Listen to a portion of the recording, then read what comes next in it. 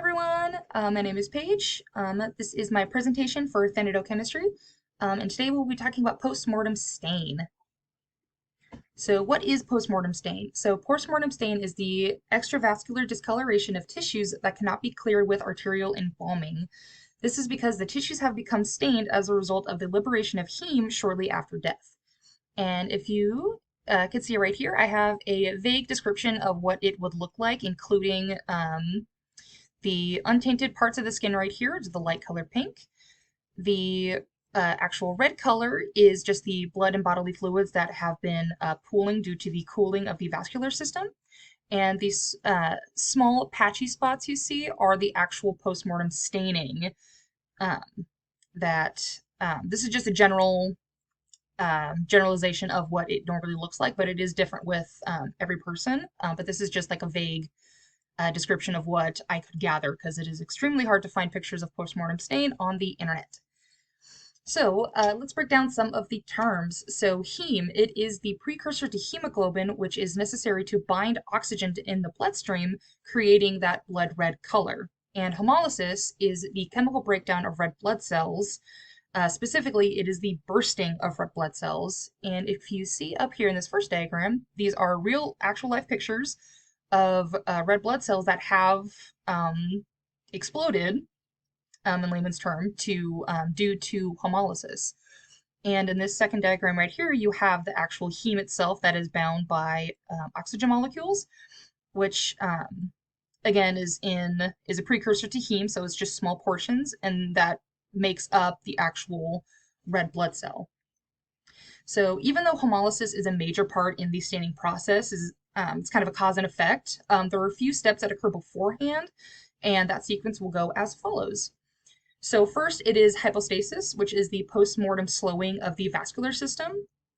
So this causes blood and bodily fluids to cool and settle in the dependent parts of the body due to gravity. So if somebody is laying down in their home, on their bed, or if they're in the hospital or in hospice, more often than not, they will be laying down on their back, and when hypostasis kicks in, all of the blood and bodily fluids will settle to the back of the body. Or if somebody is just found in their home due to an unfortunate accident and whatnot, if they'll be laying on their side, all of the fluids will have been all on one side, and so on and so forth. The next is livor mortis, which is the postmortem settling of the blood in the vascular system. So when this happens, the blood and the bodily fluids actually start to pool, and that causes the blood vessels to dilate and become more porous. And next after that is hydrolysis, which, as we all know, translates literally to water splitting. So because of the dependent vessels and tissues, they begin to break down and then begin splitting. And as a result, the red blood cells escape from the vessels into the tissues and further settle due to gravity. So when those the blood vessels actually start to break, all of that blood and the bodily fluids begin to actually seep through the veins and vessels and whatnot, and actually go into the dermis, the epidermis, through almost all the levels of the skin. And then you have hemolysis, which is as we know, the chemical breakdown of the red blood cells. And as stated previously, the red blood cells, they burst due to the natural breakdown of the cells in the body during the decomposition process, which starts very quickly after death. And as the cells begin to burst, the pigment heme separates and spreads further deep into the tissue. And I have a few examples here of livor mortis that has begun to settle, but as you look a little deeper down, there's some splotchy patches. It's kind of hard to see, but there are the splotchy patches where the staining has actually occurred, and same thing here. This dark red patch that you can see, that's where the staining has actually occurred, and that is due to heme breaking down and going further and further into the tissue to where you can see it externally. And the final result, when you mix that up, is postmortem stain. So postmortem stain is more evident as heme escapes and accumulates into the tissue, and that's what actually causes the staining part of postmortem stain. So because of the staining, though, unfortunately, the discoloration cannot be removed or fixed with embalming.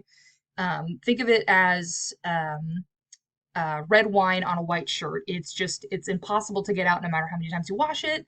No, doesn't matter how many times you use Clorox or bleach to get rid of it. It's kind of there.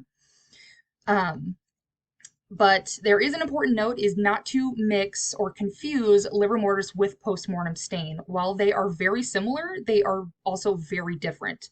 Um, as stated previously, livor mortis is just the pooling of the bodily fluids, and that can be corrected or removed during the embalming process. However, postmortem stain is a permanently fixed um, it's a permanently fixed thing in the tissues, and it cannot be removed except through external bleaching agents or covered up with cosmetics. The greatest way to tell the difference between um, livor mortis and postmortem stain is to do what's called the contact test. Contact test, excuse me. So during that, you would use the tip of your finger and apply pressure to the skin, and if a white spot appears, then it is livor mortis. As you can see in this example here, that is an embalmer or a medical examiner with a gloved finger on the tissue. And when they remove it, you see that white spot. The best way that I could think of it to look at is if you have a sunburn.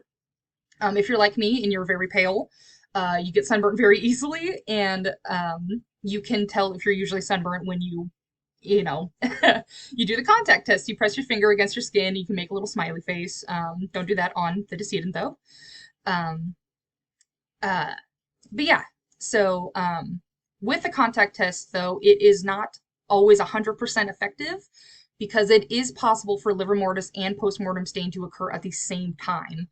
And that won't usually be clear until either during or after the embalming process to be able to differentiate between the two. So my references are from Turning Art into Science. I got all of my information from our book and some announcements that Mr. Schmidt was able to give us. Thank you very much. Appreciate it. And thank you very much for your time. I really appreciate it.